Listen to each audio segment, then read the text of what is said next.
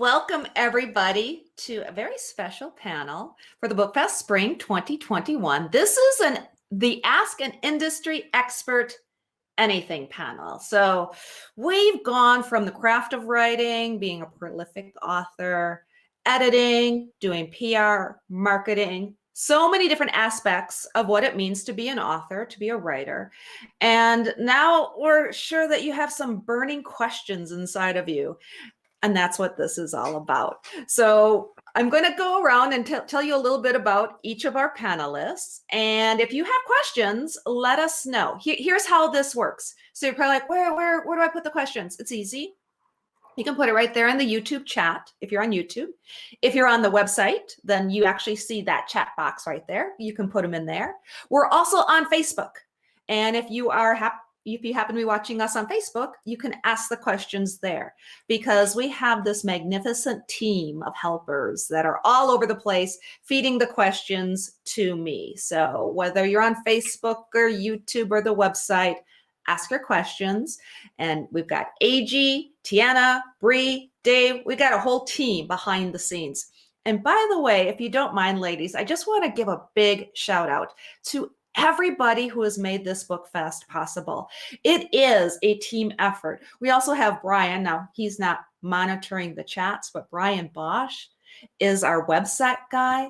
He put together the website. We have Sadie as well. She's not here with us today. She was with us earlier and yesterday. She's our content person and social media person. So everybody, thank you so much for bringing the BookFest to us. And we also have somebody very special who's in the background too, and that's A.G. Billig. She is not only part of the BookFest team, the Black Château team, but she is also an author herself and the founder of Self-Publishing Mastery. And she's going to be standing by feeding us a lot of these questions. So I just wanted to say thank you to everybody who's helping out behind the scenes and just let everybody know how they can feed those questions to us.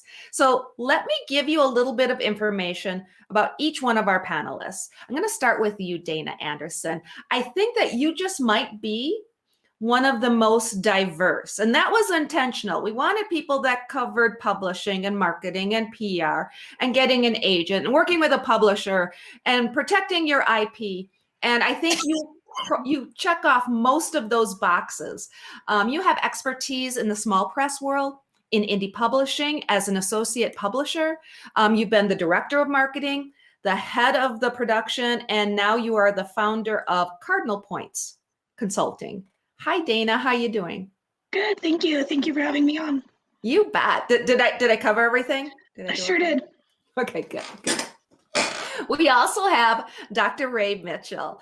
Her expertise is in helping you increase your IP asset value, reach the masses, and be heard. She is a boss girl for sure. She's the Chief Boss Girl Content Officer at the Genius Agency and the host of the Mouthology Show. Now, she is a lawyer. However, we do want to point out that anything she says here today is not to be construed as legal advice. Is that right, Dr. Ray?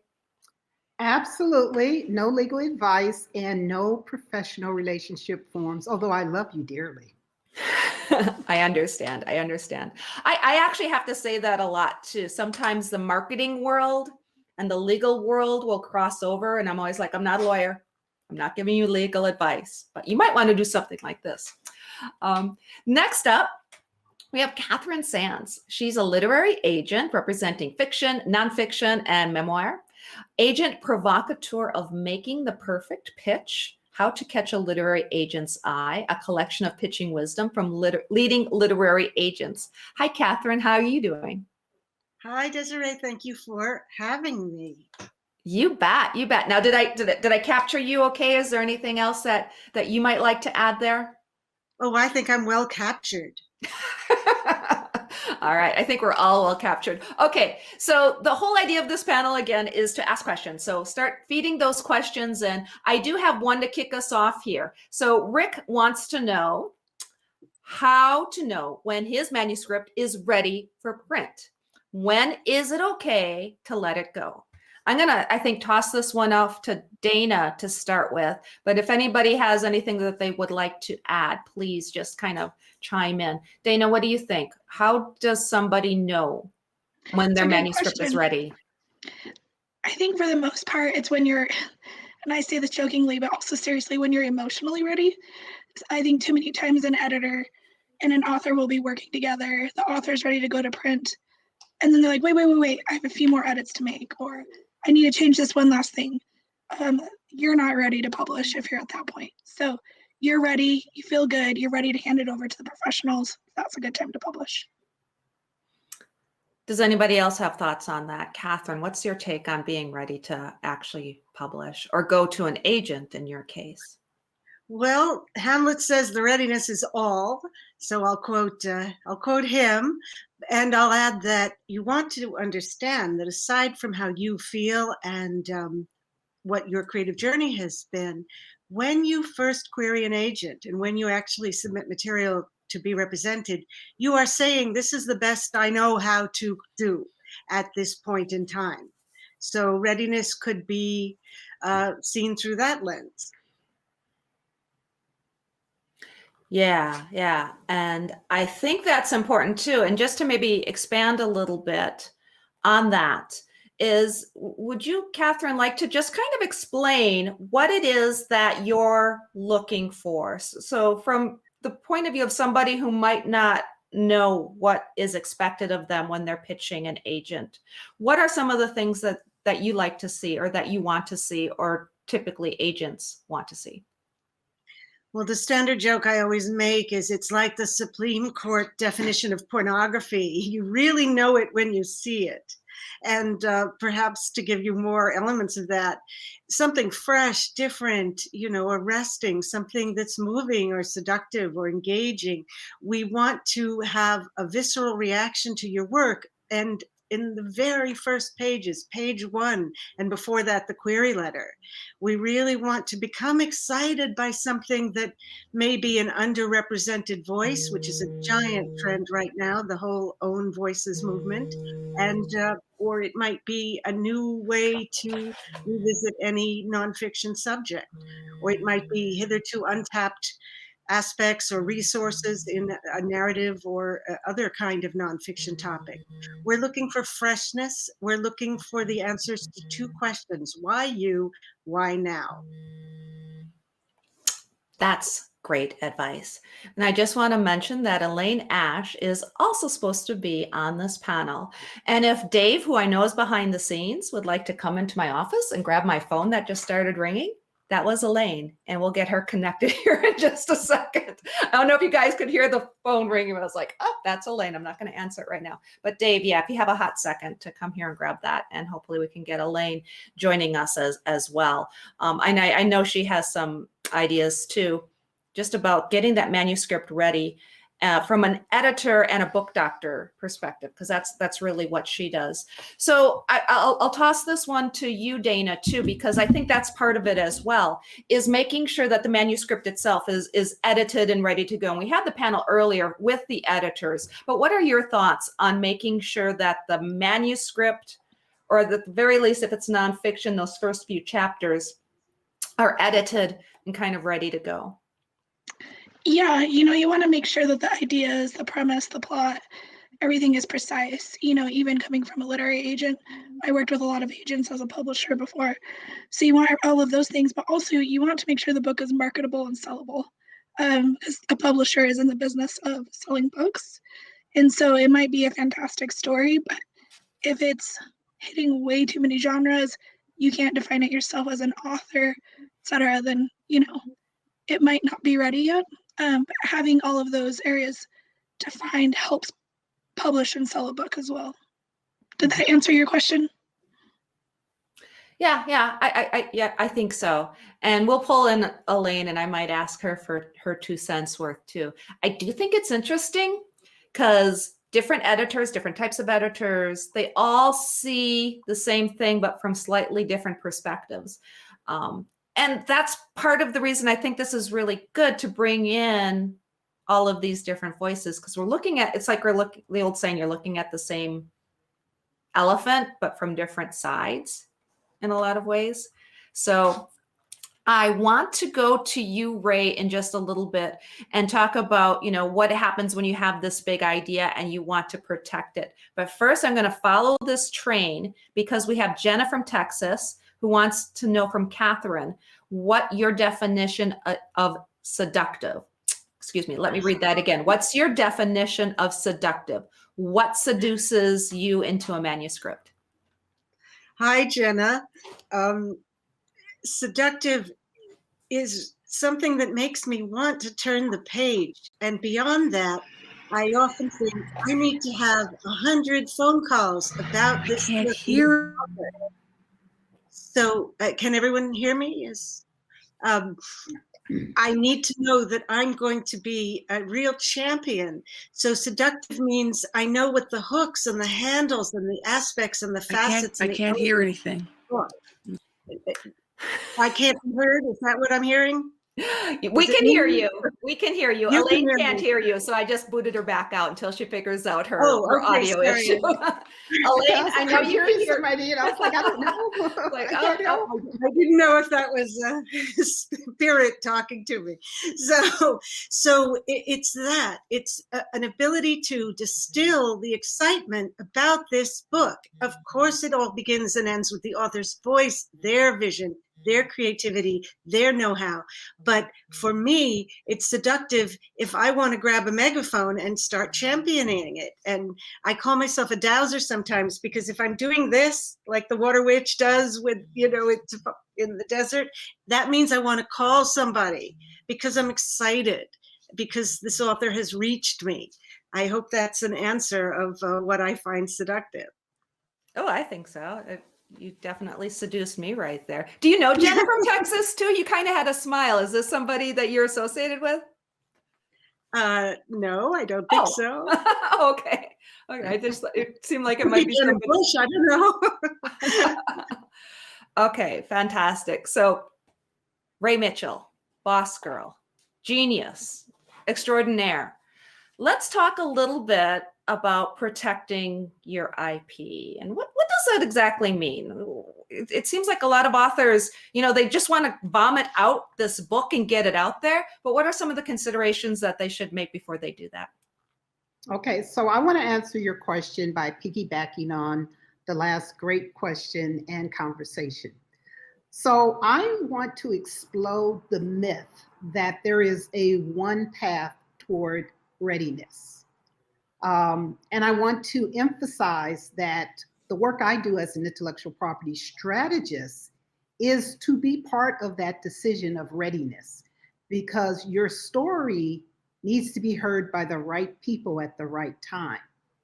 And so when you talk about protection, it's not just the fundamental things of copyright and trademark. To me, protection is also part of your strategy. Who do you talk to when? How much of it do you let out to test it before you take it to market? Protection is also about owning your own presence in the marketplace before you even reach one of my colleagues here on the panel. So protection is a big idea, and the purpose is I want to own what I create. And I don't want someone else to muscle in on it. And so when I think about protection, I spend hours thinking about all the ways to keep what I have from someone else. And it's a fascinating world, because every day there's somebody who is protecting their intellectual properties, their likeness, their storyline, their concept. So my advice to you is be circumspect in where and how you plant your ideas. That's great advice. And I think nowadays too, because there's so many more opportunities for a story to exist in so many different ways. That story might get turned into a graphic novel, that might get turned into a television show, that might get turned into a movie, it might turn into action figures. There's so many variables in merchandising and getting that brand out there in so many ways. And that leads me to Marilyn Anderson's question here. She says, I just got the rights back to a book published first in 2003 and reprinted in 2006. It is a very high concept nonfiction relationship humor book with lots of merchandising potential. And as a TV and film writer, I'm pitching it for film and TV. I know Marilyn, and she's an amazing writer. Do you think any agents or publishers would look at an updated book published before that was originally with a small boutique publisher? Any thoughts on that? And I'll just throw that out there if anybody wants to take that one on, because I think you might all have something to add to that. Well, Yeah, I how guess I about could- if I, oh, I'm sorry. Go ahead, Ray. I'll let you speak. Because there's multiple layers to the question, but I also think that this question, which I think is excellent, is a perfect example of big thinking protection. Not only do you go about the conversation with a publisher and an editor and what I call one route to the book, when you build your product, your concept, I believe if you're part of modern thinking, you have to look at every angle upon which you can create success and be heard. And you build that into your product so that one publisher may not get the big picture, but someone else will be really excited by the prospects of other platforms. But back to my main point, be careful, because you don't want someone to kill your idea because they don't understand the bigness of it, nor do you want to undersell your idea to somebody who will want to take it and run with it. So figure out how big is big and then parcel it out according to who is the best recipient of that part of the pie. I like that. I like that. I'm going to take a hot second to welcome Elaine to us. And then Dayna, I'm going to bop over to you because it sounded like you wanted to add something to that as well. But first, let's say hi to Elaine. Hello. I apologize Hi, to Elaine. everybody. The rehearsal went beautifully. Every technical thing that could go wrong went wrong at the moment. So thank you. Great to see you all.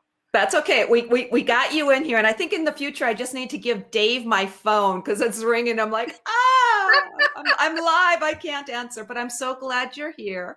And we got over those technical difficulties. Hey, this is a live book fest. Stuff happens. So I think we just need to breathe sometimes and keep on moving and chugging right along. So I am glad you're very here. Gracious. And I apologize to my co-guests.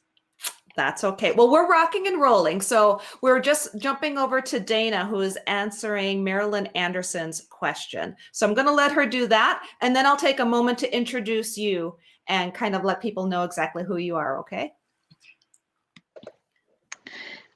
Back to Marilyn's question about her book and whether or not she can find another publisher for it.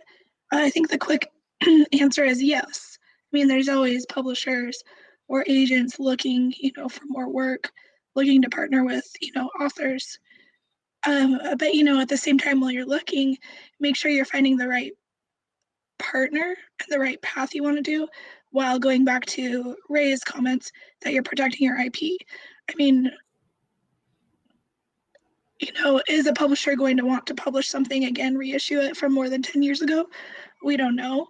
They might, but make sure that your rights and your original work is still protected. So yes, there's always someone looking, but just be cautious. Yeah. Oh, I quickly add something before Elaine is introduced. When you look at something like The Queen's Gambit that was out forever and, now is a gigantic runaway success, streaming has changed. It has been a game changer. So a lot of works of fiction are going to come about, from previously published works and works that have been out there. But I'd also add, my first thought for anyone in a situation of wanting to republish is to think about possibly retitling and not calling it a reissue, because unless the numbers are great or there's some really pressing or urgent reason why a book should come back into print, or you don't want the case for that book to be entirely based on bringing something back to print and why it didn't sell millions of copies 10 years ago. You want to be focusing it, I think, on why the content would appeal to this readership, the current readership and audience, which means that you don't have to explain where it came from if all the rights are yours, just retitle. That's a really good idea. And the thing too is, if it's a humor book about relationships, well, relationships have changed so much in the past, how many years since 2003, 2006. It was reprinted at one point, but it seems to me if that idea had some legs back then with this boutique publisher, that maybe it's the third edition of it, or it's the next part in a series. So something like that, being creative with it, could work as well. But I'm going to bounce over to Elaine. So I want to introduce you properly now, Elaine. So, and we've already touched on some things that, we missed your input on. So there's one thing in particular I do want to ask you, but just to let everybody know, Elaine Ash, expert book doctor, ghostwriter, and editor who helps clients shape manuscripts, acquire agents, and land publishing deals.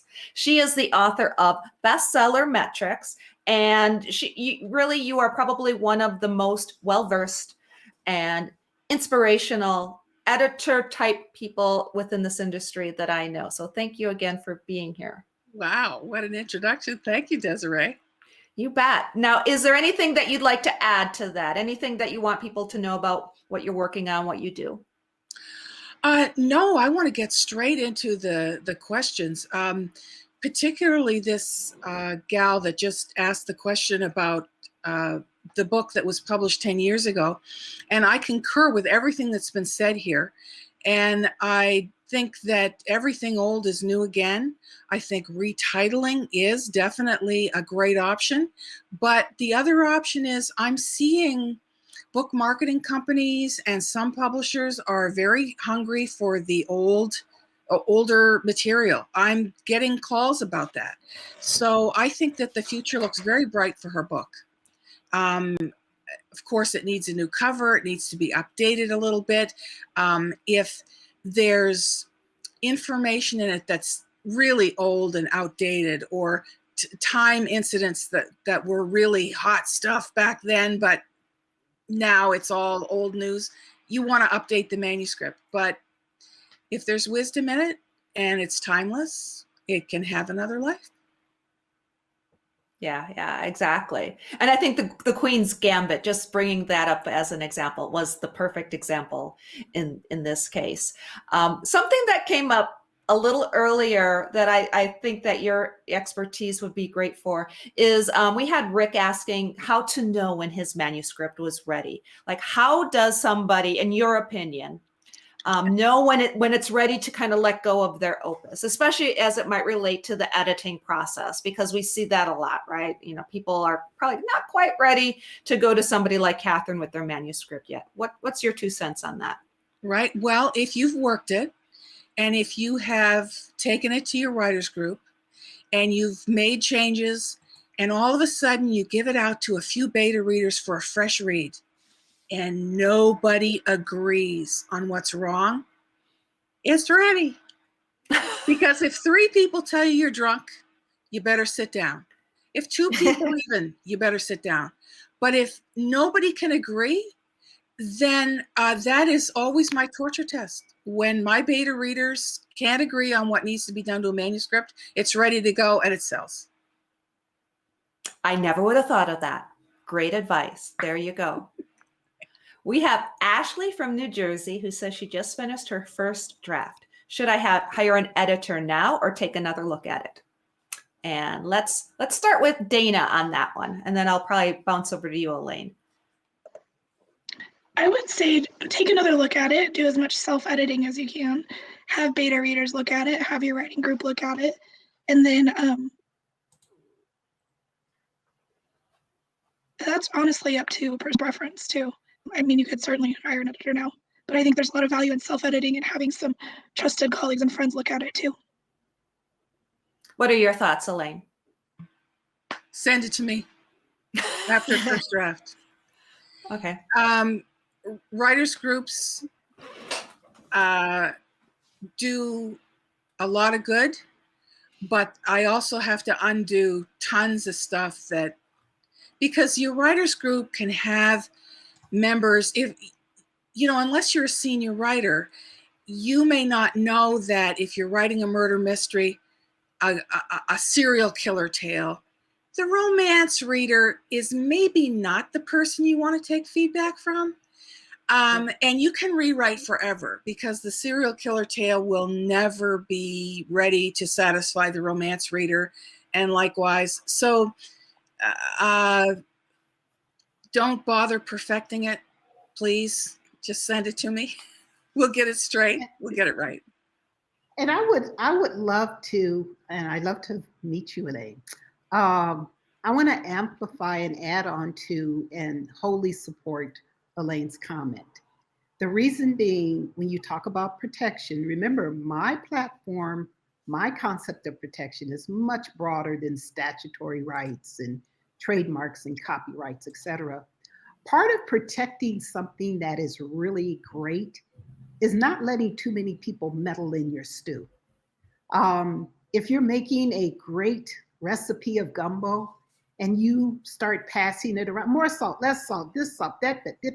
By the time you get finished, you are perfecting it away from what your gut created. So I agree with Elaine. Sometimes you've got to trust what you know about your original creation. Too many people with too many perspectives winds up with too many directions. Sometimes. Good advice. Good advice. Catherine or Dayna, anything to add on top of that? Either of you? I would add something from the agent point of view. Protection is such a different word. Everything that's been said is so professional and accurate and worth listening to.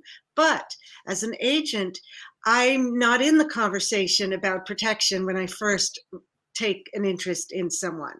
And I'll mention that oft debated is whether you should copyright or not. As an agent, it's easier for me to say, no, not giving legal advice at all. But if I see copyright 2019, I'm going to have a lot of bad reactions to that. Not just me. I'm going to think, why did they copyright? And also that gives something of a feeling of someone who might be very difficult to work with because the work is probably going to change with agency representation, giving suggestions prior to submitting it. So it's a very different word from an agent's point of view. What I sometimes like to advise writers to do if they're really nervous about it is to notarize their early submission pages along with the list of people they've sent it to. If you send it to me and you then see something that looks like I've absolutely passed it to another writer, which of course I would never do, you have proof that would hold up in court, but only if it's a direct plagiarism. It couldn't be somewhat similar. Well, I want to do a, what was this? This would be a commercial where I'm not giving legal advice, but I'm giving legal information so that I can think I can add value to this concept. Again, protection is I'm back to your Supreme Court analogy. Protection is when you see it. So let me drop into the bucket of technical protection, the copyright process. There are two things you should know. There's a lot you should know, but there's two things you should know. Number one, your work is copyright protected from the moment of creation. The minute your expression goes into a form, recorded, written, or whatever, with or without the circle C. So if I were to write a note right now in my emails right now, those are copyright protected, regardless of whether I go through the statutory process of registering it for a copyright. So your work is protected when it's created. The notion of copyright registration comes into play is 2 times. Well, there are many issues, but one is when you think that somebody is going to usurp your expression and you want to be able to capture statutory fees and things like that. Otherwise, common law, both state and federal, protects your expression regardless of whether you have a a C, or a circle C. Said differently, you don't have to go register your copyright right away because it's yours from the day you put it pen to paper. And I do support the notion that you should keep a journal of where you share your work. In fact, the very first time I met Desireé was on a panel at, BinderCon BinderCon. at UCLA. Yeah. Yeah.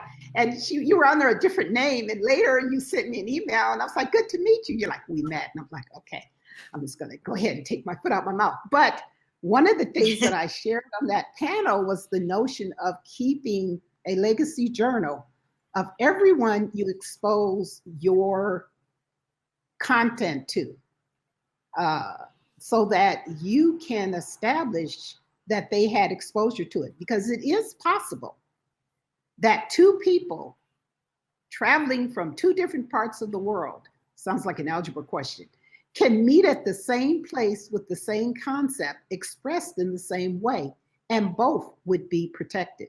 Copyright doesn't protect originality. It protects your expression of a concept.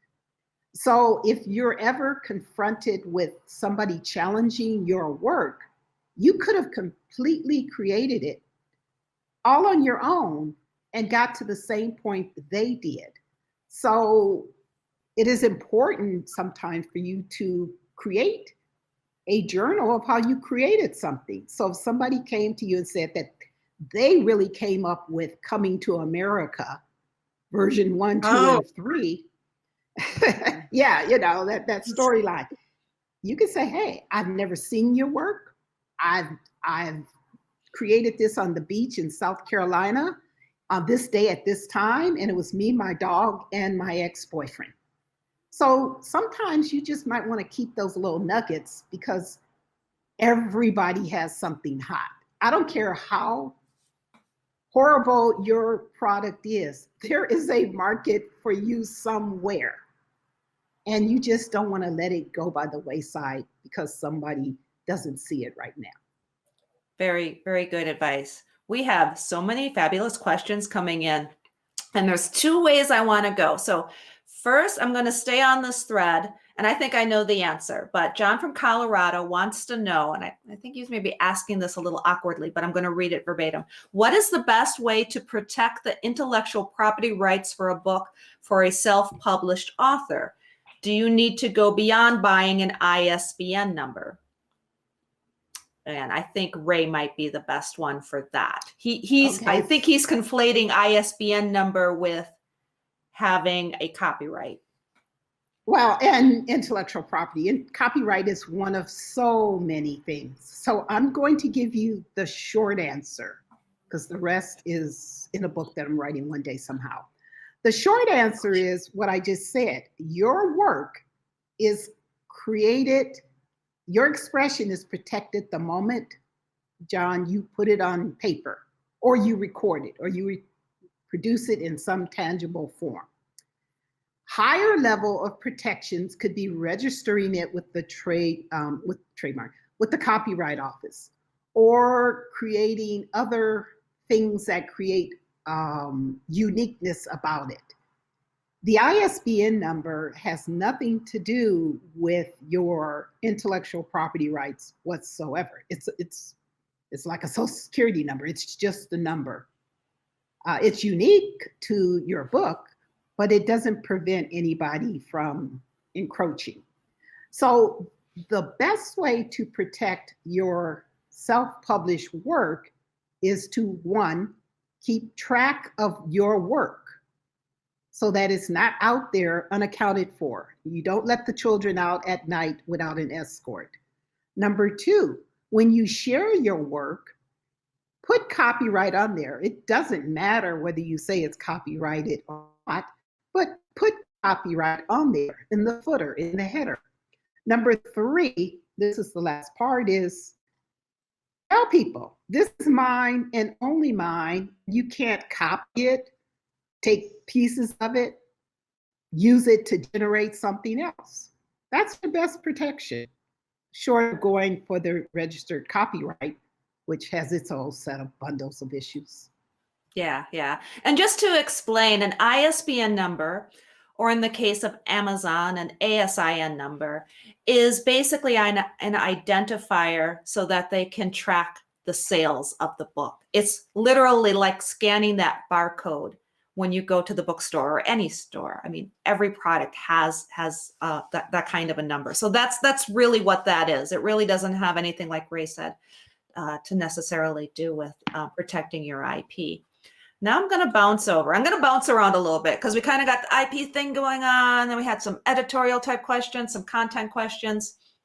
This kind of ties back into what we were talking about a little bit earlier. Rebecca from New Jersey wants to know if she should hire beta readers, or is that what an editor is for? So maybe we can dissect the difference between a beta reader and an editor.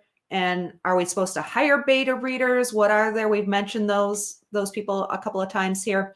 I'm going to bounce over to you, Dayna, if you want to maybe handle that one. What do you think of beta readers versus editors, and should you hire beta readers? I don't think you should hire beta readers.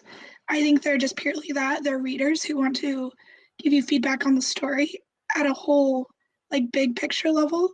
But as far as the difference between an editor and a beta reader, I'd love to just punt that question over to Elaine, if that's okay. Sure. Thanks, Dayna. Beta readers are informed, enthusiastic readers and writers of your genre. A beta reader doesn't have to be a writer. They can be somebody who reads a novel a month, or maybe they're really enthusiastic and they read a novel a week or 5 novels a week. That's taking your manuscript to the real market, and that is very valuable feedback. Now, those people don't usually get paid. They are people in your community, they're friends, they're folks you meet at the writers group, they're people you meet online.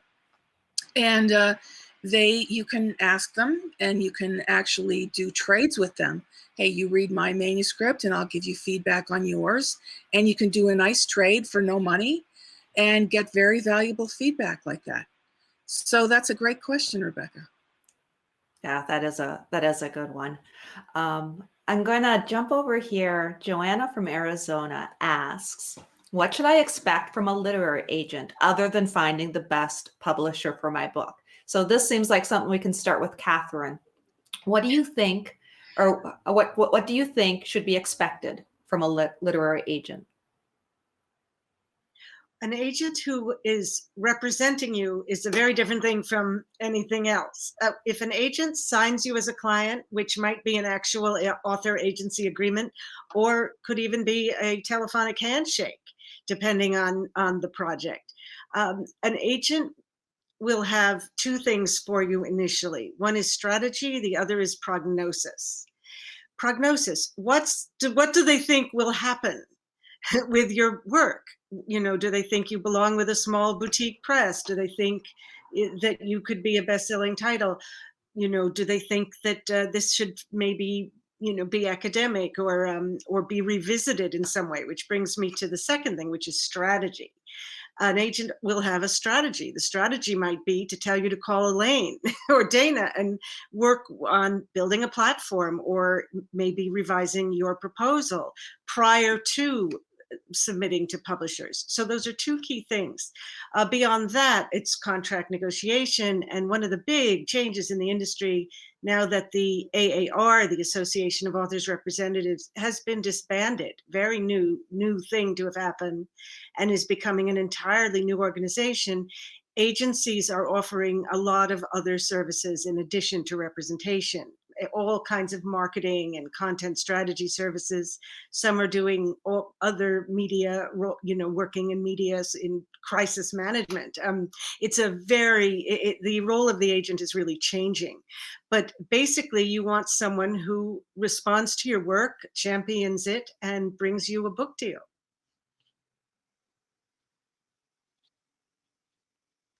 You raise a really good point too. I hear this a lot from authors too. They come to me because they want their help, help marketing and doing PR for their book. But they wrote the book with the idea that they want to pitch it for TV, film, whatever. They want to do something more with it. How do you feel, Catherine, when an author comes to you with a project and it's like, well, here's my book, but really what I want to do is turn it into TV, film, et cetera. What are your thoughts on that? Well, agents work in terms of, they work with the evidence, not with the hypothetical. We're in love with ideas, but we can only represent the execution of those ideas. So something might be a sequel, a trequel, a plush toy, a theme park ride, but what is it, right now? And who is going to respond to it? So yes, it's very possible to sell, book rights to an existing book, or even to develop a book based on something, else, such as a game or a blog or, a podcast. These days, it's really, really fluid. And I represent Lane Schefter Bishop, who's sometimes called the book whisperer. Okay, one shameless plug. She did this wonderful book called Sell Your Story in a Single Sentence, Advice from the Front Lines of Hollywood. And she's one of the people who gets in there very, very early, maybe when a book is not even ready to submit to publishers, but she might choose to option it for film. So that is definitely happening. But if you're gearing the question to how does an agent feel, when people want to do movies or they want to do sequels, that has little meaning to me. I have to really look at actual material and content and have something to get other people excited about. Does anybody else have thoughts on what one might expect when working with a literary agent? And I know, Elaine, you kind of dabble in this world where sometimes you help people that you've worked with get agents, and Dayna as well. Either one of you, if you want to chime in here and add any thoughts to that. Yeah, I have two thoughts. One is I think the biggest value a literary agent can have with an author is you have someone who's invested in your success. You have someone on your team who's in your corner. The other thing too is it's also a business relationship. There are other things they do down the line more than just getting you a publisher or negotiating a contract. They'll do things like be the go-between with hard conversations between you and a publisher. Maybe the publisher needs to change the title or the cover, and you don't want to hear it because maybe you're really close to it. The agent can be the go-between and have a very professional and productive conversation. They can also do things like double check your royalty statements, make sure that they're correct, and that you aren't missing any dollars. So there's just more to it. It's a business relationship more than just finding a publisher. Yeah. Elaine, any thoughts on that? Could you just remind me of the question? I lost the original. No problem. Just from the asker. Yeah.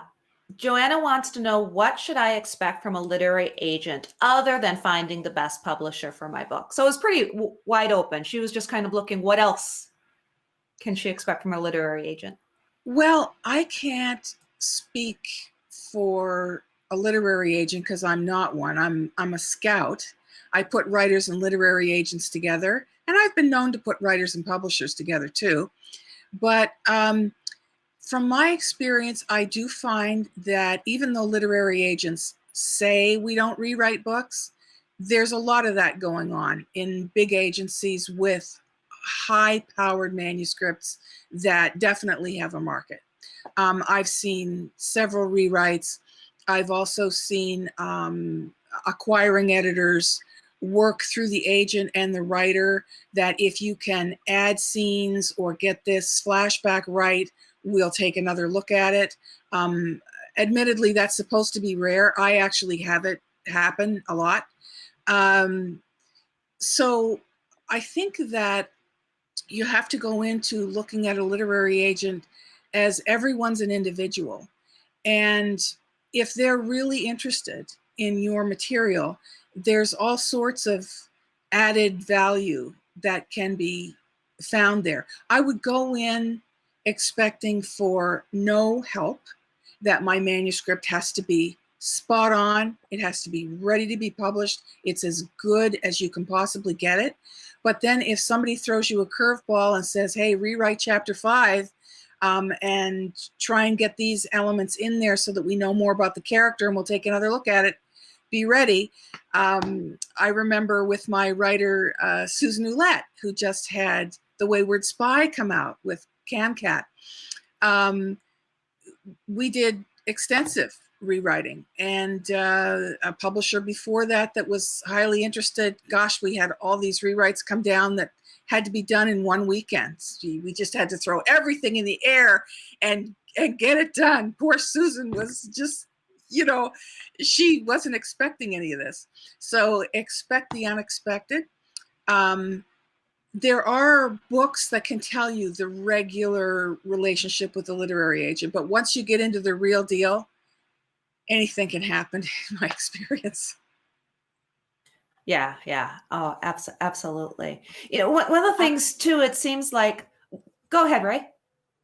Oh, I just wanted to add a very, very, very small point. As the world of content has upended itself, and books, of course, are part of the world of content, you almost have to visualize your book as part of going to see a doctor. You may start with a generalist, you may have a literary agent, you may have a talent agent, you may have a speaker's agent, you may have a merch agent. You may have to wind up seeing a lot of different experts in order to fully blossom your property. And you don't want to have to rely on the agent to do everything, but you want to be aware of other things. So it goes back to, what do you want to do with your content? And ask, who do I need on my content team as part of your intellectual property strategy, as opposed to trying to get everything out of one relationship. Just think in terms of how big is big or how focused is focused. Yeah, yeah. And it really does. I mentioned it earlier. Edgar Scott, one of our authors, he likes to say it takes a village, because he's had several editors. He's got us helping him with his marketing, producing the book. He had an artist friend do his cover design. It really is a collaborative process. And I think a lot of times authors or writers feel, I'm supposed to be sitting in a cabin in the woods all by myself. This is me doing it all by myself. And then they realize, oh, wait, there's other people that can help me. And accepting, and I think that kind of goes back to the editorial thing, because that's what I see is that resistance. I don't need an editor. I don't need anybody to help me develop this character. Aren't they perfect? And I do have some things to ask about. I have some great questions about more about the craft of writing. But first, I'm going to throw a big, broad one out there from Cameron. He says, I self-published 2 books with moderate success and am seriously contemplating building a business as an author. Where should I start? And what do I need to learn? So that's a really big question. How should Cameron, who's done 2 self-published books, possibly turn that into a business? And how does he start that? What do you mean by business is my first question. Meaning, this is back to the joy of intellectual propertyization. These are words I'm making up. Whatever that business is that came from your writing experience, you got to define what that is. I have someone now who wants to get a platform, so he wants a book. But do you have a book to get a platform, or do you have a platform to get a book, et cetera, et cetera, et cetera? And it depends on what your vision is. So I would ask the question, what kind of business, my friend, are you contemplating? And that'll help you define where the book fits in. Ooh, I wanted to mention a book I don't represent by a woman named Jane Friedman, who's always worth reading and hearing. She did a book called The Business of Writing, and it answers many of those questions. Great idea. Great idea. And I would just like to add too that if you're writing and you're self-published books, you are a business. You're probably a sole proprietor of some sort. I mean, take advantage of what that might offer you. And it goes back to when I was talking with Jonathan Mayberry earlier, having that imposter syndrome. Like, you are a business. You're doing it. 2 self-published books, that's an accomplishment. And I know a lot of self-published authors too will create their own imprint. And that's a very typical thing to do, to self-publish their own book. So that's one possibility too, is creating your own imprint. Go ahead, Ray. You qualify for EIDL. There is pandemic relief money for you in the business of being a writer. Don't let the notion that I'm self-published versus vanity press versus traditional press create some artificial distinction. You are a writer and you have published, and therefore you are in the business of writing. How you define that aspect of the business of writing is completely up to you. But I tell a lot of clients, you need to go look for an EIDL, an economic and injury disaster loan, so that you can catapult your writing business through this pandemic. So don't narrow think yourself that because you're self-published, that has some distinction. It doesn't. You're published. Yeah. That's what I like to say too. My God, if you put pen to paper and you put out a book, be proud of that. Don't diminish it when you say self-published. There's nothing to be ashamed of in that realm. Definitely own it. Okay. This is a good one. Darlene from Austin wants to know if she'll make more money by self-publishing since the publisher won't get their cut. So Darlene wants to know if they can take out the publisher, if that's a viable thing. And I hear that a lot too, because people start doing the math and they're like, well, if the publisher isn't getting their cut, I'm going to make all of this extra money as a self-published author. What are some of the pros and cons of that type of thinking? Does anybody want to tackle that one? Sure. Well, Well, it's highly possible that, what was the name of the asker again? Darlene. Darlene.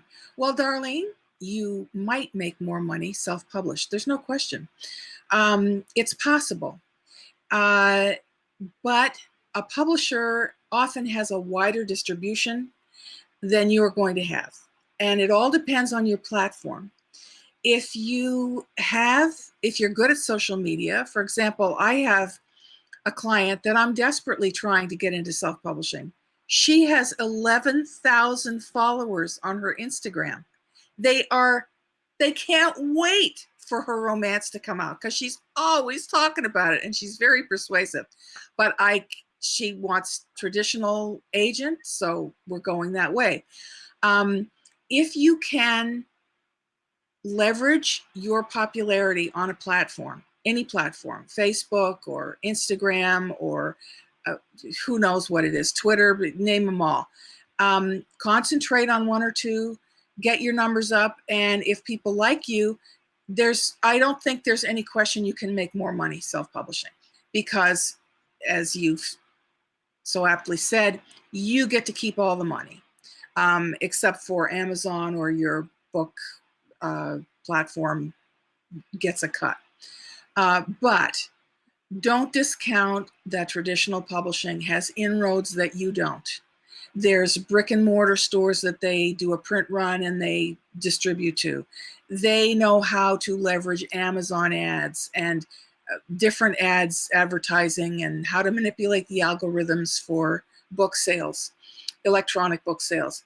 So it all depends on who you are and where you're situated. And also it depends on your manuscript and what kind of book you're writing.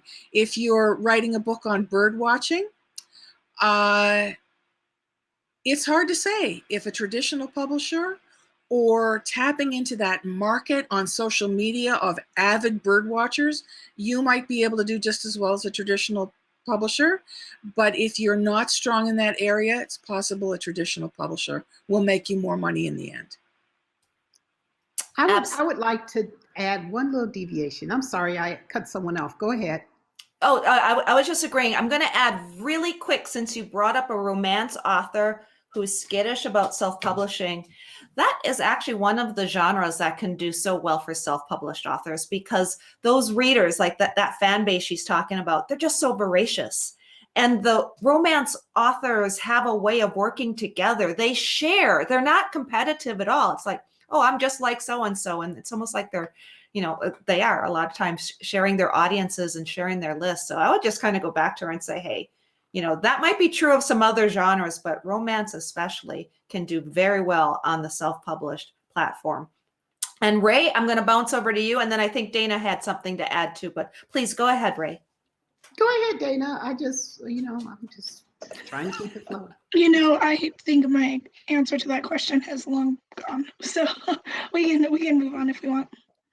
I would just add one other part, and I want to keep it real. The publishing industry suffers from a lot of issues, gender, race, etc., bias. So when you contemplate your journey forward, you've got to navigate how well you can do in that traditional publishing platform.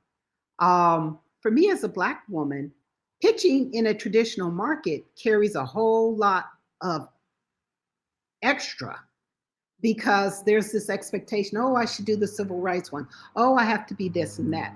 Whereas I can take my voice directly to the audience that I can connect with. So I would look at the totality of what you have, your genre, your reach, your pull, and barriers to entry in traditional publishing that don't exist in self-publishing. It's just the truth. And then balance the risk and opportunity, because I can guarantee you, I've seen it happen. You build yourself as a self-publisher through some of the techniques already discussed. They will start knocking on your door to get you in that same door they wouldn't let you in before. So it's about strategy. Mm-hmm, mm-hmm. Very good. Catherine or Dayna, anything you wanted to add on there? Oh, I agree with everything except speaking from the more traditional world of published. We think of self-publishing as printing more than publishing, because there's no machinery, there's no apparatus, and it's very crowded out there. That said, there are so many success stories, but what the Big Five and other publishers do bring to the table are relationships. They know how to penetrate markets. They certainly know their way around foreign sales. And the story that I often hear is, I sold 850 books, now I want an agent. And that's a tricky story. But I do want to say many people are finding their own audiences in ways we never dreamed of even a few years ago. Yeah. Excellent point. And there's always that kind of dichotomy between the self-published author and the traditional publishing world. And so Flo Selfman, who is from the Independent Writers of Southern California, she was on one of our panels earlier. She asked, would you weigh in on the difference between self-publishing in 6 months, trying to get an agent publisher, and waiting 12 to 18 months? And I might add, I think 18 months is probably the minimum. You might be looking at 18 months to 2 years. So there's one of the big pros and cons, and that's something that I hear a lot too. Self-publishing means you can do it virtually instantly, whereas with traditional publishing, you have to wait. Does anybody want to weigh in thoughts on that? Yeah, I've worked in both spaces, so I'd be happy to jump in. Please do. I think a lot of the times people get impatient with that 12 to 18 month to 2 year waiting time, but they don't take into account a few things. One is reviews. A lot of trade reviews, there's a long lead time for you to get your book reviewed. 6 months is cutting it super close. Another one is book buyers within brick and mortar stores, or even some other online outlets, they have specific periods of when they buy books to stock. And sometimes when you're publishing within 6 months, you're gonna miss that window. And then the other point too is you have to account for human error. I mean, everyone working on the book is human. There's gonna be things that pop up that you can't account for. Maybe your editor is sick and is out for 2 months.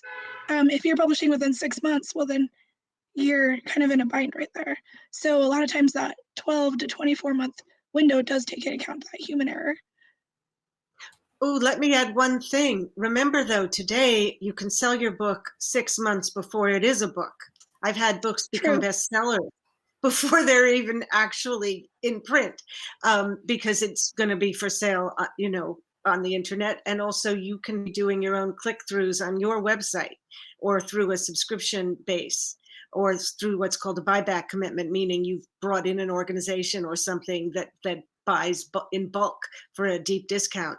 So you can see sales long before you even have the book. So you're not just waiting the 2 years to see sales.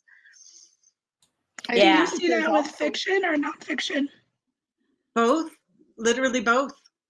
Okay. I mean, author websites today sell books. People actually sell them in advance of actual books. I also think that if you were to look at this from a big picture, content, the whole content world has upended, shifted to the left, and redistributed itself. What do I mean? Back then, the networks were the only game in town to get a TV show, a content, movies, etc. Well, streaming came along, and now there is a voracious appetite for content. You don't have to go through the networks. In fact, I'm not sure I even watched network broadcast anymore. I don't know. So you have so many ways to get your content out there. Traditional versus self-publishing, to me, is a small slither of the many, many, many ways in which you can turn your creative expression into the world. It can show up as a book, it can show up as a docu-series and then a book.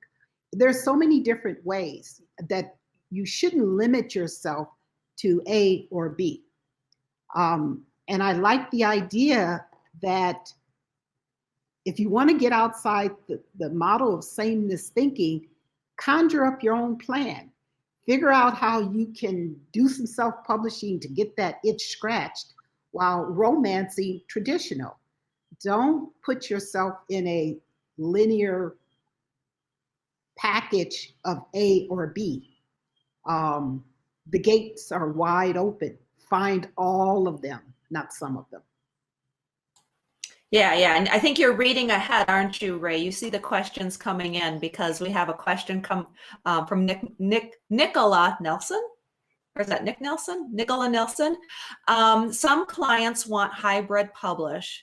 In other words, they want to share the risks and royalties with other contributors to their book, illustrator, editor, etc.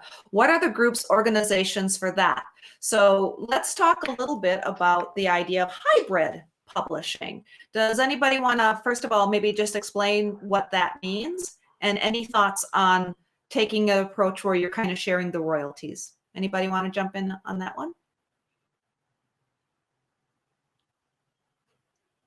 Go ahead, Elaine. Sure, I'll give it a shot. Lots of small publishers work on that model. I've had several clients work on that model. One book that I was part of for Superversive Press that are no longer, I'm not sure if there's, but anyway, they were out of Australia.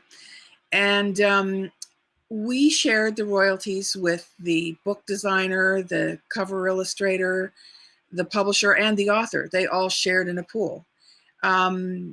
So it just depends on if you're looking at publishers and the publisher does that, then you're automatically going to be in on that if they sign you.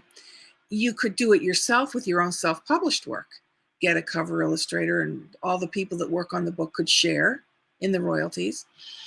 You'd be in charge of dispersing the money, though, because it's going to come into your self-publishing account, which is linked to your Amazon book publishing platform.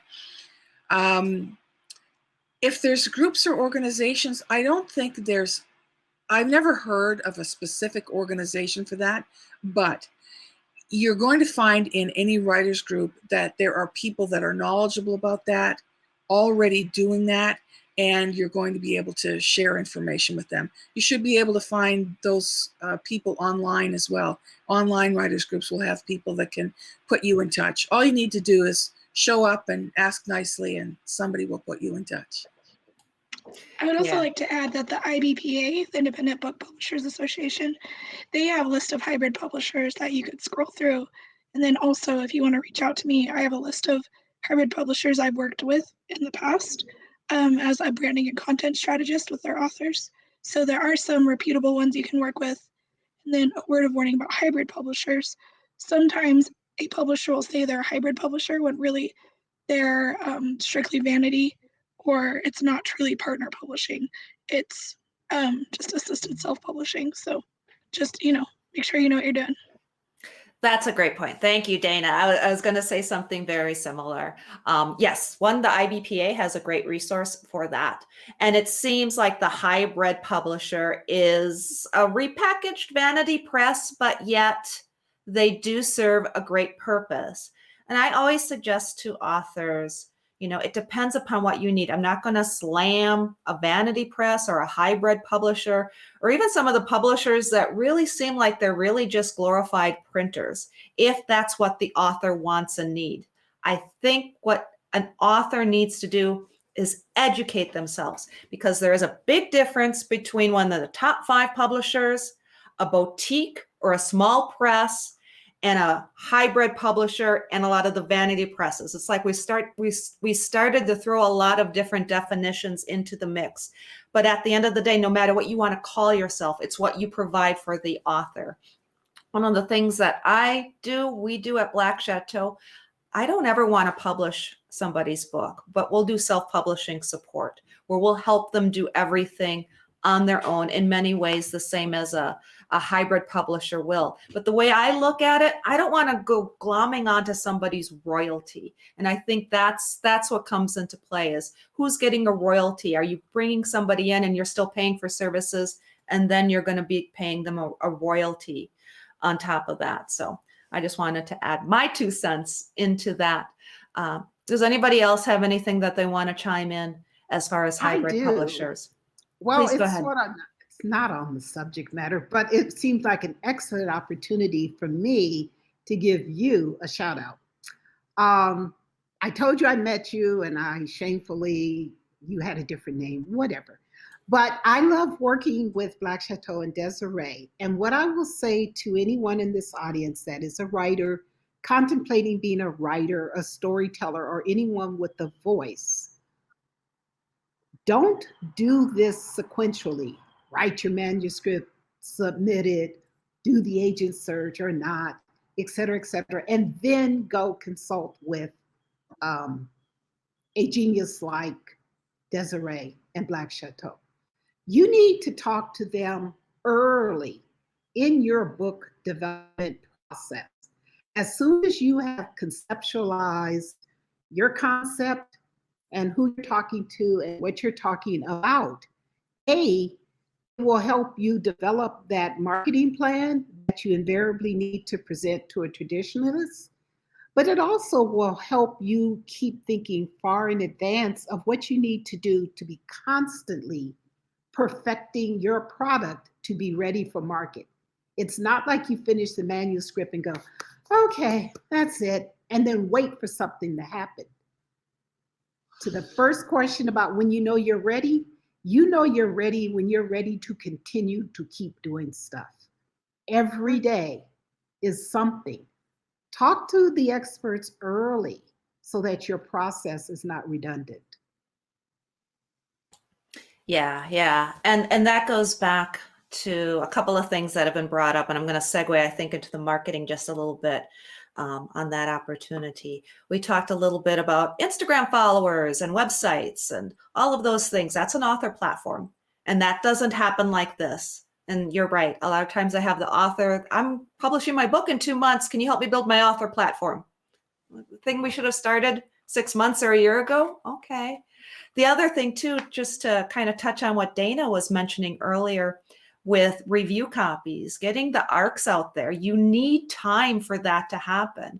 We need time for those book reviewers to read the review, write the review, post the review, because those advanced reviews, or if we get an editorial review, all of that is actually one of the most powerful marketing tools I feel an author has in their belt. And I'll just kind of throw that out to the panel too, because reviews in so many ways touch what each of one of us does. How do you feel about reviews, book reviews? How important are they? How much do they influence the reader, do you guys think? I'll just throw that out, whoever wants to take that on. Go ahead, Elaine. Reviews make you or break you, in my view. We can use all kinds of advertising. We can buy it. We can talk. But what sells books and movies and entertainment is person-to-person talking. And reviews nowadays that are online are, in effect, person-to-person talking. You can tell if somebody is really enthusiastic about a book in a review. The energy just catches. Oh, I'll go over and take a look at it. And all you need is a few people and talking back and forth. Hey, I read a great book on social media. That is what sells them. It just goes like wildfire. We can do all kinds of things to help that kind of viral wildfire. But if people don't want to talk about it, it's never as good as when people do want to talk about it. So reviews are crucial. And one little helpful hint that I want to give to everybody who self-publishes is the day you put it up on Amazon, make sure that you have 5 vetted but honest readers who have ARCs and who will go over there and put 5 reviews up immediately. You never want to have a blank slate there for somebody that you don't know, maybe a troll, maybe a competitor who doesn't want you to succeed. You never want them to have the #1 spot on that review. So always make sure that you have an honest but a friendly review to go up there and break the ice. That's my 2 cents. Excellent. Excellent advice. I'm going to jump over. We had this question earlier, but as we segue into marketing, this is the big question. Janice from California asks, what are the top 3 book marketing tactics to maximize book sales? Top 3 in your opinions to maximize book sales. Who might want to tackle that one? I have a lot of opinions on that. All right, go ahead, We can Dayna. dive in. I think the first one is write a good book, and that's pretty obvious and goes without saying. And the second one is have a great book cover. I see so many books where the story is compelling, but they really fell flat on the cover. The cover really represents the book. It gives a reader some assumptions about the book, whether they want to pick it up. Third thing is airtight metadata. I'm a big proponent of making sure your metadata, and that's, if you don't know what that is, that's all the different pieces of information about your book bundled into this thing. That's your title, your author name, your about section, it's all your reviews. It's all of these components about your book, making sure it's all filled out and airtight, uploaded, and it's distributed correctly. And then of course there's a couple of other marketing tactics that, like Desireé does really well. But usually when I'm starting with a marketing plan with an author, we start with those things and then we go from there. Yeah. Excellent. I think I could name off 20 things that people need to do marketing wise, but does anybody else have a top 3 marketing things that authors need to do that they would like to add to that? I would suggest. But I would jump in. Okay. All right. Oh, I don't know if I've done. Oh, I think, Am I- yeah, we've No, got a no. little delay I there. think Oh, okay. Yeah, Ray, Well, Ray, you whoever's go speaking, first. go ahead. Okay. Well, I don't know if I can give you the top three because it's never the top three. But number one is I would say conceptualize a great signature event. Whatever it is that you link your out the door moment to and with. And that way you are creating drama on top of excitement, on top of attention grabbing headlines. And you got to search for that and be ready for that moment. The pandemic was a signature event, tragic as it was. But if your book was about healthcare and wellness and taking care of self, you should have been out there jumping in, even if you weren't planning to till later. Opportunity comes when it's ready for you, not when you're ready for it.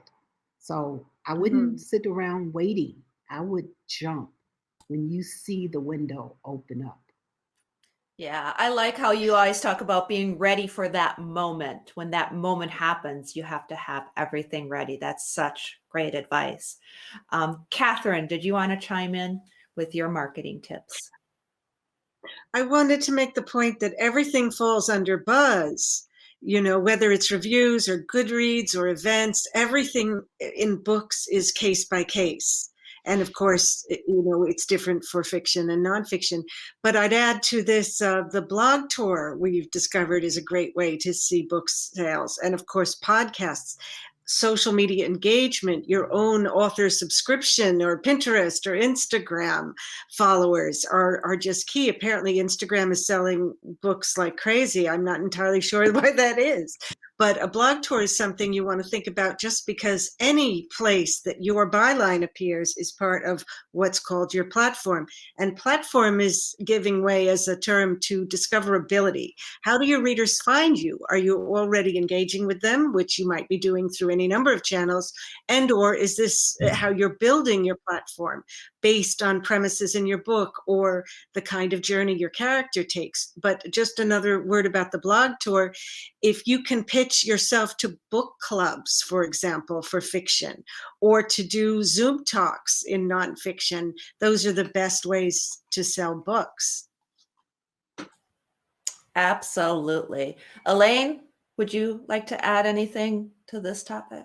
Marketing? I can't add anything because it's not my end of the business, the marketing, unfortunately. No, I'm all pre-preparation, getting you ready to land that agent, getting you ready to land that publisher. And the marketing of the book, I try not to pay too much attention because my brain will explode. But you made such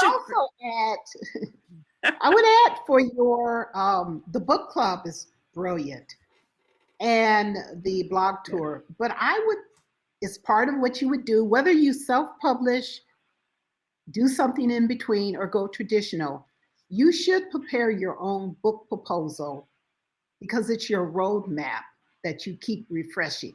So don't think you get out of the book proposal simply because you self-publish. That's number one. Number two, in the course of that discipline, I would make a list of every touch point ever in my life. I'm from Harvard Law School. I'm a Black woman. I am from USC. I went to the business school. I would have a list of every place, everywhere where I can announce my greatness so that that group that knows me by kinship is already going to know me from that moment. And your church, your doctors, I mean, you start making that list and you'll find those 10,000 followers faster than you think. But we overlook those because we are looking for somewhere else. Look, what was that? Look inside your own stars, whatever that crazy term is. But you have those connections, even if it doesn't matter, college or no college, job or no job, you have a community of some sort. Find them all. Yeah, great advice. It's that grassroots approach in so many ways that helps you build up that audience. And I just want to say, Elaine, the book is the product. I'm an old school marketer. There are 4 P's of marketing. The first one is the product. I've actually had people come to me, or somebody came to me not too long ago. Well, I know the book is not that good, but it's all about the marketing, right? You can make people buy this book, right? And I always say, I can lead a horse to water. It's that old saying, but I can't make them drink. We can drive the traffic. We can get eyeballs on your Amazon page, on your website, on your social media. We'll drive the people there. But if they can't get hooked with that book, and even just the first few pages, what happens when they look inside on Amazon? What happens when they use that feature? What happens when they flip it over and read the back cover? If this isn't a good book, there's really not much that the PR, the marketing, the author platform, anything else can do, in my opinion. Well, Truer but words actually, were never spoken. yeah, the 4 P's, just to finish it out, was the product, the promotion, the placement, and, okay, let me go back to business school. The product, production, placement. Price. Help me out with price. price. And Okay. price is really important. Yeah. Mhm. Go ahead. And the 5th, which is really evolved since it is the packaging. Someone on our panel already hit it, but you've got to hit it harder. How you package your product is part of it. The book, the cover, the story. But it's also, how do you package yourself? And it's beyond just branding and building a platform. You actually have to be an interesting person. And if you're not an interesting person, you've got to make the fact that you're not an interesting person interesting. And you think about that guy from American Idol, never watched it, John, somebody, he was bad. And they intended to shame him. He was doing that song, you bang or she bang or something. And he was horrible. And they tried to shame him. And so he goes, well, I stood up to them and he just did the best he could. He became a phenom because he was so bad. He was interesting in that he was so bad that he picked up a following. Don't let where you, oh yeah, he did better than if he had been on the show. Everything is a victory, but you've got to package it in a way that's compelling. Very true. Excellent advice. I'm going to jump down to Michelle from Alabama. This is for Catherine specifically. Catherine, would you sign an author with an amazing manuscript that seduces you, but has no followers or author platform? What other criteria determine you to take on a new author other than the quality of the writing? Goodness, seducing's going to follow me, huh? Hi, Michelle. Frankly, I have taken on authors of all different kinds, all different stripes, under many different kinds of circumstances, including not having followers, not even having a platform, because platform can be built. It really can, and today very swiftly. And I'm not always that platform centric. I do know that once a project is being considered in a publishing house, they're looking at all the social media numbers they can find, but there's ways to work with those. It's not, platform has different meanings. Grassroots, as Desireé was saying, is one of them. So it doesn't just mean your Instagram followers, it could be your topics Instagram followers, or if you have a character who's dealing with a life challenge or in a demographic, what can be found that supports interest in the story. Again, looking to what's in the theaters, what's in the podcast. Podcasts are huge. What hasn't been written about quite this way before. Remember, I said, why you, why now? So if I've got exciting answers to why you, why now, that could be all the numerics, but it might not be data at all, since that can be groomed and developed. And that is what we are calling content strategy. And it's one of the big changes. An agency might take someone on the early side and then work with them to develop their media presence. and their brand, as it might be called, and even their proposal material. So I'm looking to be excited by what somebody is. And some of my most interesting projects came to me in pretty wacky ways. I always like to cite two things I wasn't looking for: a dominatrix I loved working with, and an IRS enrolled agent, the last thing in the world I ever wanted to be near. And I just was enchanted with both of these authors and worked with them and in very early stages, and worked developmentally. Many stories I could tell like this. So it's not the only thing I'm looking at, but I do know if I bring a lifestyle title to Clarkson Potter, I've got to find the number 25,000 of something. So I do know that, but that doesn't necessarily mean that's the only thing an agent needs, to going in the door. Yeah, yeah. Anybody else want to jump in? Any thoughts about that? I do like to let authors know too, if they're at that crossroads where they're not sure if they want to do self-publishing or traditional publishing. In the beginning, everything that you should be doing is virtually the same. So if you're building up that Instagram following, it's going to help you as a self-published author because that's going to be your fan base. It will also help you when you're trying to seduce Catherine as your agent, because they do look at those numbers. So either way, that is like a foundational thing to keep in mind. Building up those audiences and your numbers and your author platform is oh so important. Let me just add one thing for Michelle, who was asking, what else do you look for?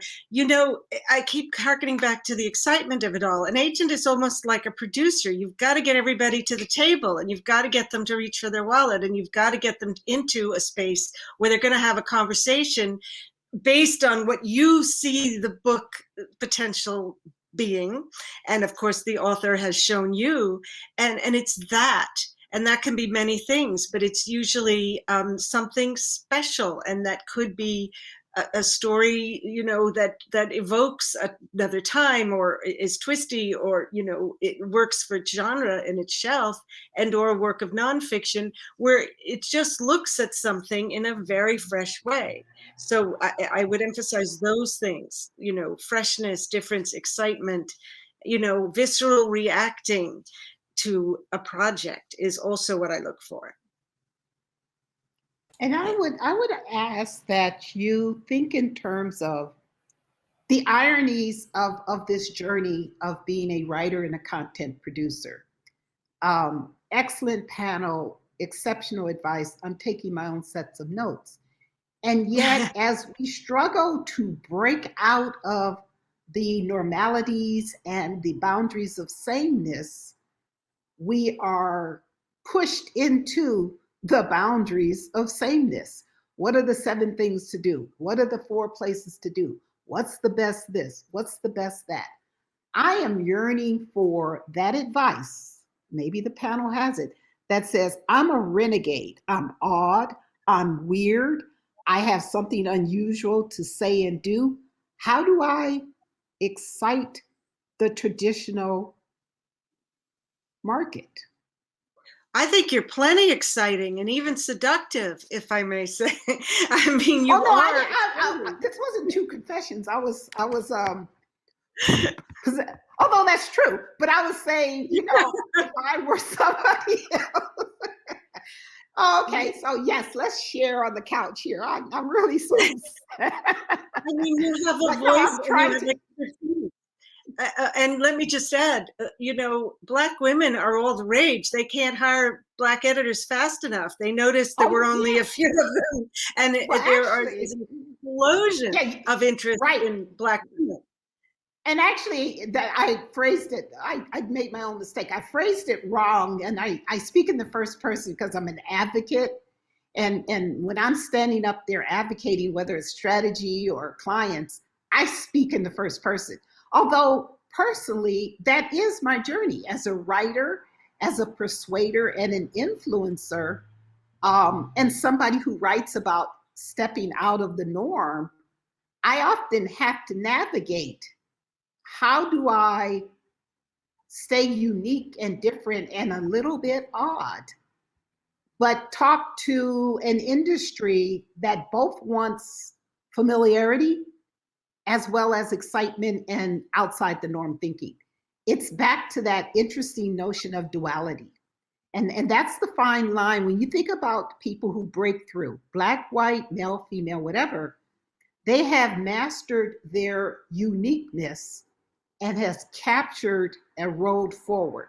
And the person I'm just loving now is, of course, Amanda Gorman, skinny Black girl who sang her story the way she did, and she was heard. And the person who ultimately heard her story was Jill Biden. And then, unbeknownst to her, she gets catapulted from somewhere to here. I went out and bought 2 copies of Vogue this month because her story, which she had worked at for so long, came on the scene real fast and in a hurry, and she was ready for her success. So I speak to anyone. Bestseller. Oh, sorry. Best She's a New York Times seller. bestseller. She's proving exactly what you're saying. Something different. You're using the word odd. I wouldn't use it. You know, something. Yeah. I mean, that's odd the in whole a good way. the lifeblood. That's the whole lifeblood of it all. Mm-hmm.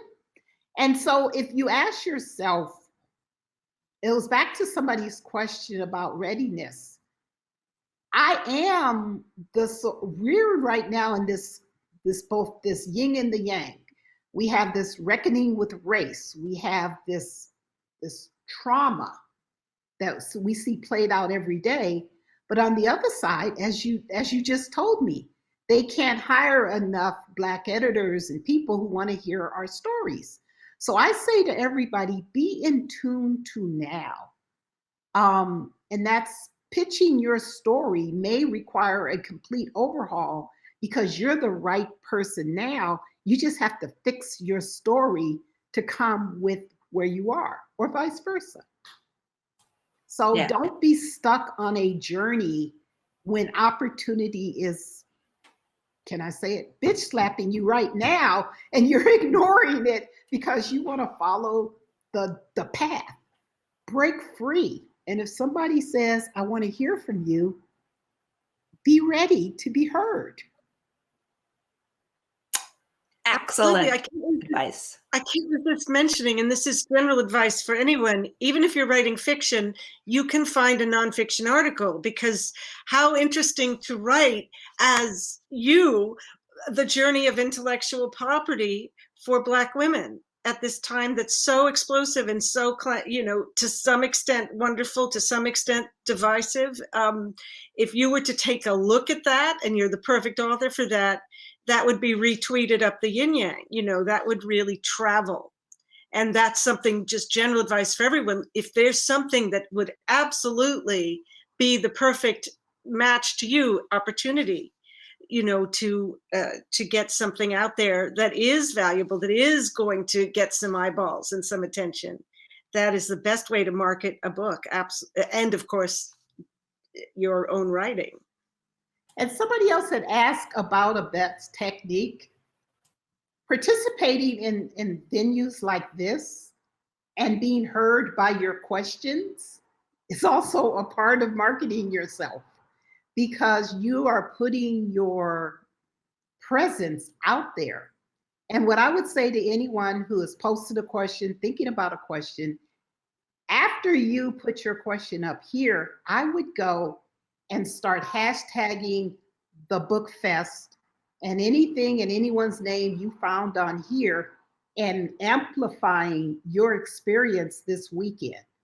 2 things happen. 1, you become part of the conversation as opposed to just a consumer. And 2, you're getting on the real estate of this whole conversation. And then take it to a higher level by bringing it back to what you're doing. Everything is an opportunity as opposed to just consumption. You should be doing the heck out of social media right now and doing it with like abandonment, just going crazy. That's how you amplify your presence in this whole segment. And I just wanted to add there, I don't think you know this. You're kind of doing a weird psychic thing there, Boss Girl Ray. But Clive Rose is in Australia. And I just happen to know that Clive is a writer, Regency romance writer. So I feel like you were just speaking to Clive there, who has a great question for us as well. She asks, agents are not as usual in the US and the UK. I pitched and won my first 2 trade contracts without an agent. How is it different in the US? And maybe this is something for Catherine, if you know this. Her readership is mostly in the US, so she's asking for those differences. Is that something that you could answer, Catherine? I'm going to attempt it, but okay, so the question is that I see you won your first 2 contracts without a US agent. I'm assuming that you won them in Australia, which would be one answer. You know, I don't know that I can give a definitive answer being an agent. I don't really know what goes on in Australia at all. Australian rights, you know, would be handled separately from anything else. And if your readers are in the US, I guess I'd really have to know, you're based in Australia, but your readership is in the US? Yeah, exactly. She's in Australia. Her readership is in the US. And it just seems to me she might want to try to get a US agent. It might be a little bit more to her benefit if she does it that way. Well, I would also think that readership has different meanings. I mean, if the numbers are stacking up, anybody's going to be interested in you in the US or the UK.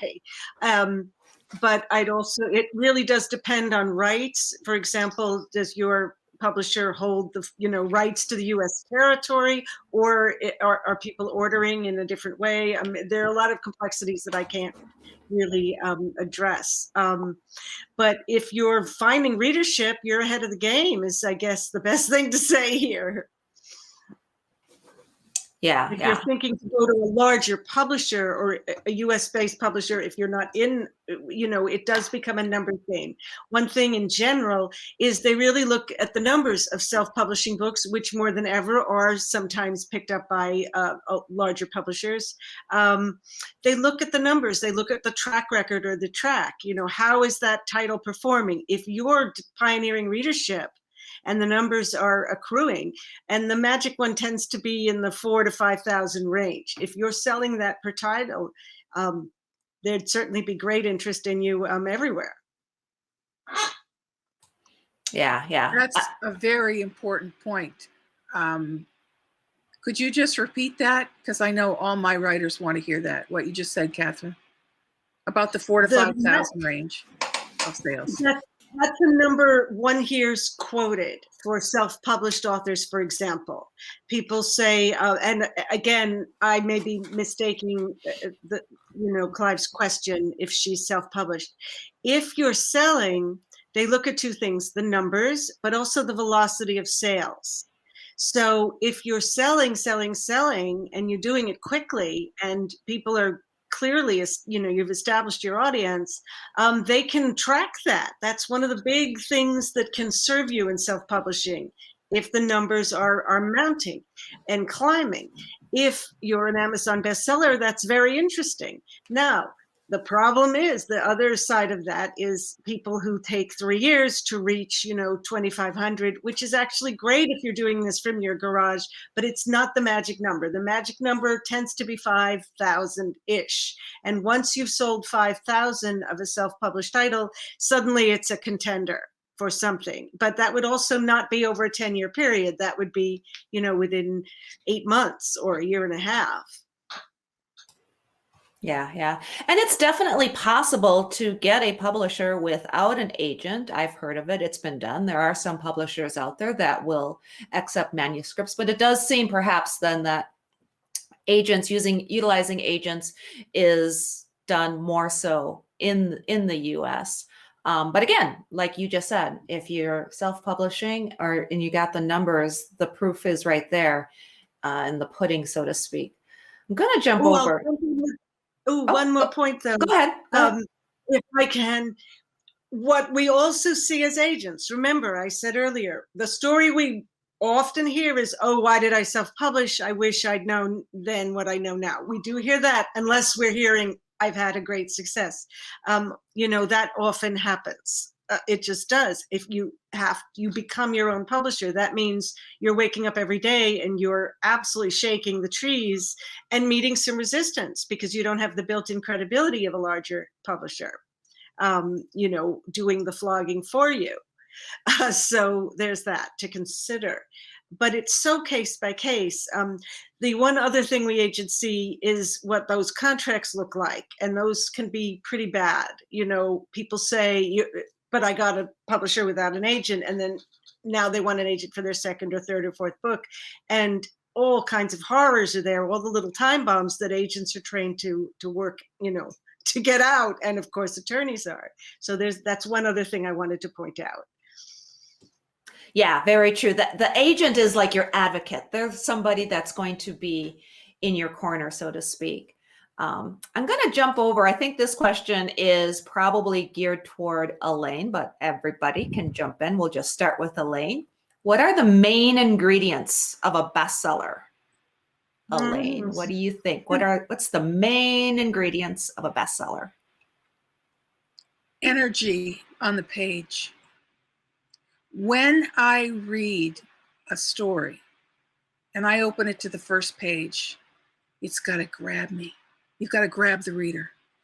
They have to get hooked by the story, the character, perhaps by the voice, the energy on the page. And you want to establish that and just keep it rolling all the way through. That kind of writing will go viral. People will talk about it. So a bestseller, you see, they come in all shapes and sizes, all forms. What they all have in common is there's a marketplace, a group of readers that want to hear what you're writing about.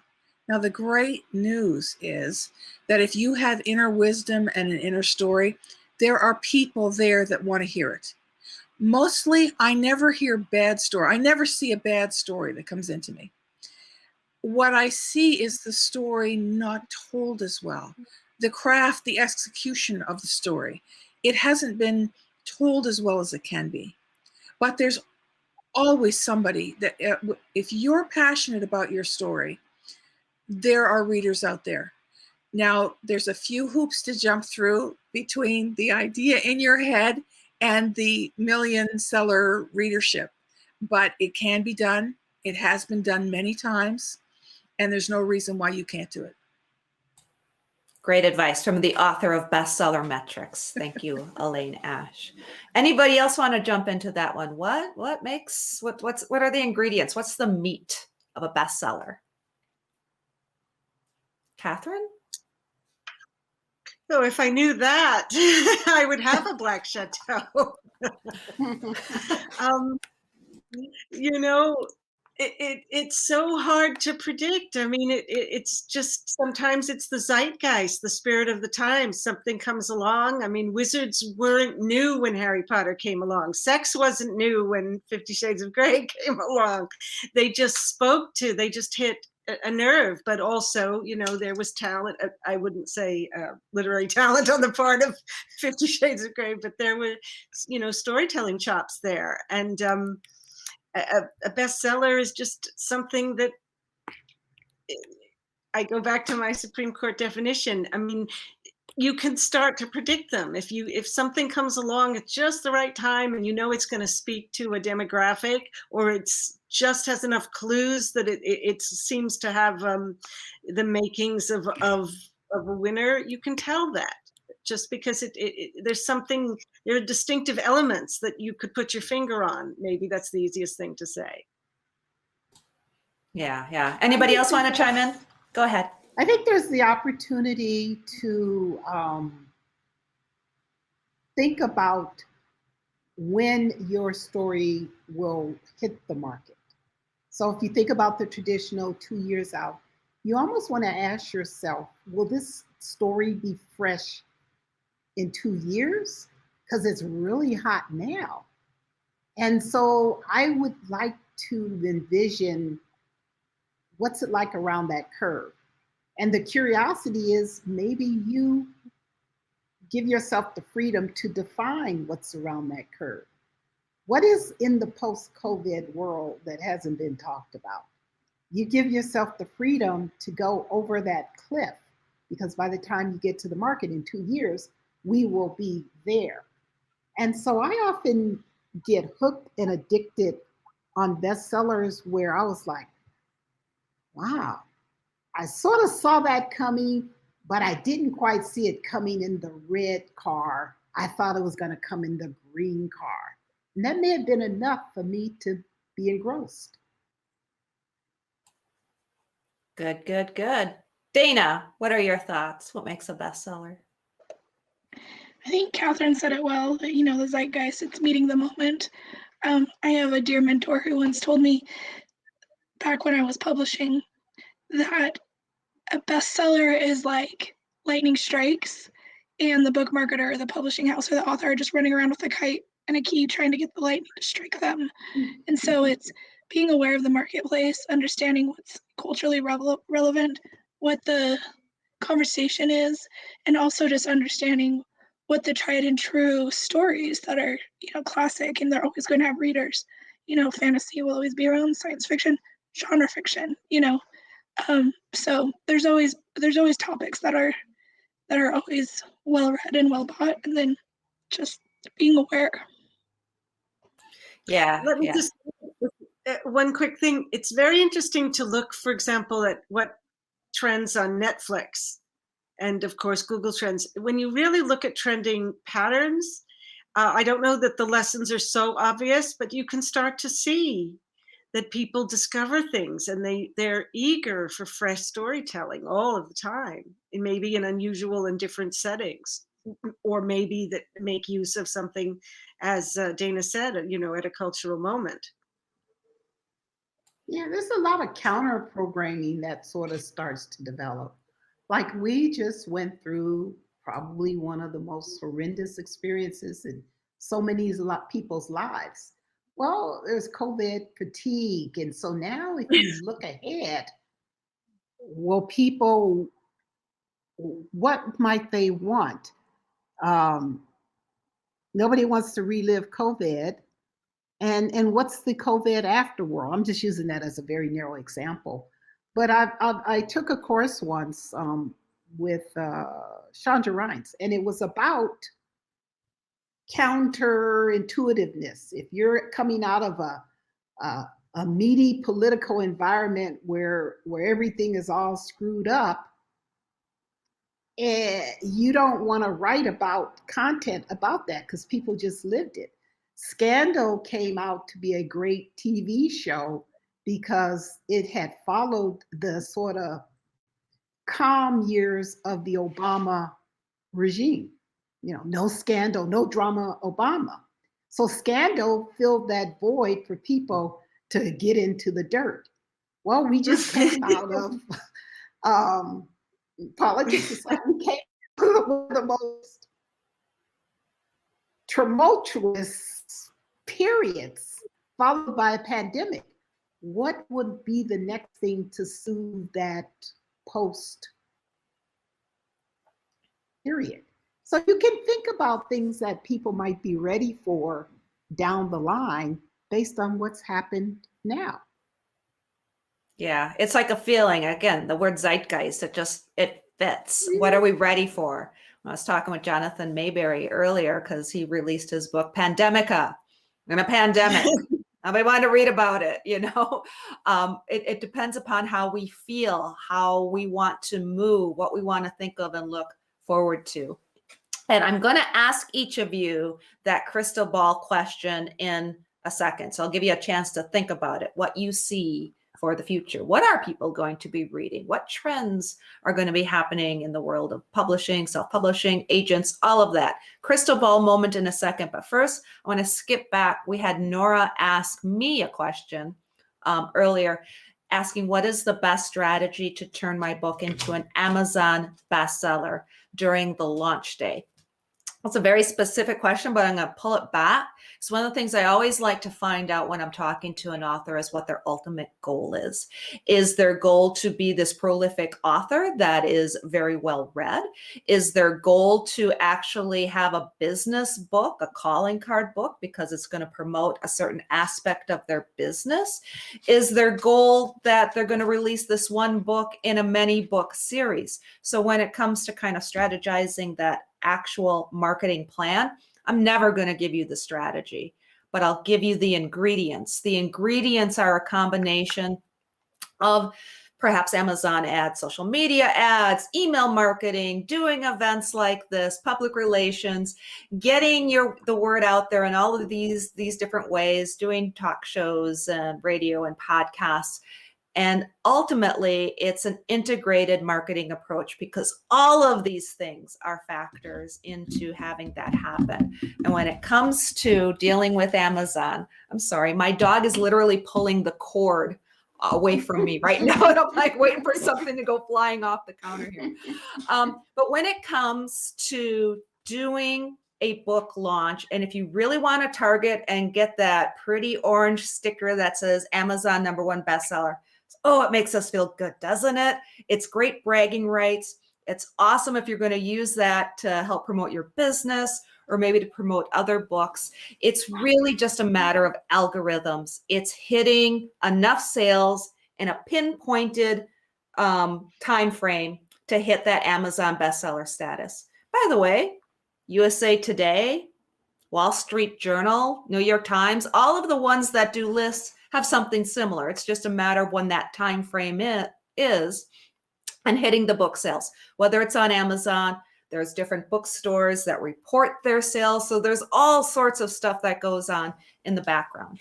But I just wanted to answer Nora's question that there's a lot of strategies that go into that. But really what matters to me more so is that part of your strategy as an author? Is that part of your goals? It's one of the things that I always ask. And if anybody else has anything that they want to say about marketing Amazon bestseller, if not, I'll jump over to my crystal ball question and let you kind of as your parting thoughts here as we wind down. Any thoughts for the future, projections? What are people looking for tomorrow? Catherine, I'll pick on you first since your microphone's off. Oh, am I on? Own Voices is here to stay. As I said earlier, underrepresented stories from immigrants and from cultures wide and near. We're going to look for anyone previously marginalized, people of color, places that we don't necessarily think of first for storytelling. We're going to see stories, and they're going to address families and female relationships have become very important. I don't mean lesbian and gay, but that too. Elena Ferrante, for example, type stories of sisters and friendship. We're certainly going to see more and more of unusual voices, unusual in quotes, because it's going to be usual. Boss Girl Ray Mitchell, what are your thoughts? Crystal ball moment. Two thoughts. One side, fiction, nonfiction. On the fiction side, I hope to live out the expectations that Elaine just outlined and create a voice for voices that have been misunderstood, left out, left behind, and see those voices in different places. On the nonfiction side, I expect to see tons of work on how to reset the reset. And how did people both survive and thrive the upset of COVID? Because it was earth-shattering. So I think all the ways in which you can redefine the reset, I think is going to be huge, because everybody is living it, and we're not even at the beginning of the reset. Yeah, yeah.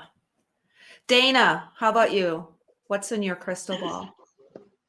For fiction, I think it's going to be pure escapism, pure entertainment, but I think it's snappy. I mean, as soon as, restrictions lift, everyone's more vaccinated, the world is healing, people are going to just be out doing everything that they couldn't do for the past year, 18 months.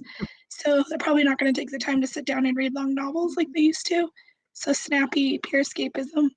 On the nonfiction side, I'd have to say Ray is right about, resetting the reset. Topics like working in hybrid work environments, parenting kids with anxiety, those type of topics that were created in this moment are going to be pretty relevant. Excellent. And Elaine, what's in your crystal ball? Well, there's a little bit of the contrarian always in me. So I'm going to advise, forget the trends, leave the trends to the book packagers. They do it best. They hire their ghostwriters and they know what the zeitgeist is. Let them do it. If you're an aspiring author sitting at home, write your story from the heart. Dig deep. I don't care if you think it's going to be the most unpopular thing in the world. Do you know that 2 days ago, I put together a 17-book sale. I scouted it. I put the author and the publisher together. The agent's about to step in to finish it. But I initiated. I put the parties together. And the writer was saying to me, he's elderly. Nobody wants to read this anymore. Why would they be interested in me? I said, I'm going to prove it to you. I'm going to put you on the phone with the publisher. The acquiring editor was so excited he could not talk to this guy fast enough because this retro, everything old is new again. All of a sudden it came out of nowhere. So if you've only got one story, you're a brand new beginner, sit down and write it as passionately as you can. Put a title on the file that says no breaks. Don't edit yourself. Let it all go. And if that energy and passion is on the page, I want to see it. And so does the rest of the world. You'll get there. Oh, bravo, bravo, bravo. Ladies, we've only got a minute left. Wow, that was 2 hours. I was like, are we going to fill 2 hours? We still have questions we didn't even get to. So thank you so much for your insights. This was such an amazing panel, and I appreciate each and every one of you. And I'm sorry if we did not get to your questions. Nick Nelson, you asked a question. I can answer that. Just give me a call next week, and we'll chat about that pre-order thing. As well, every one of the speakers here has a speaker page on the BookFest website. Just go to the speakers and you can find their websites, their links with more information, follow them on social media. Not only the ladies who are here tonight, but everybody who is a participant in the BookFest has that speaker page. And of course, there's lots of books there for you to check out. We're about to sign off. One last reminder, if you haven't done it yet, sign up for the emails because we're about to send out our virtual gift bag that has a lot of goodies inside of it. Freebies from some of our sponsors, including from Smashwords. So if you're wondering about marketing, how to format your manuscript, all of that, they provide free guides. We have some free books in there as well. Many of our partner organizations like GLAWS, the Greater Los Angeles Writers Society, IWASC, Authors Large and Small, WPN, and the Women's National Book Association have offers in there for you as well. Plus, we're doing that kind of crazy thing, the NFTs, the non-fungible tokens. We're going to give you a chance to get those 9 free BookFest badges, as well as the 2 that we're auctioning off. One is for 418. I Am a Teapot by Edgar Scott, and the other one is a commemorative BookFest pin. Woo. All of that is in the virtual gift bag going out in just a few minutes. So you still have a few minutes to sign up for that. Again, everybody, thank you for being a part of the BookFest. I appreciate each and every one of you. We'll be back again next fall. See you later, everybody. Bye-bye now.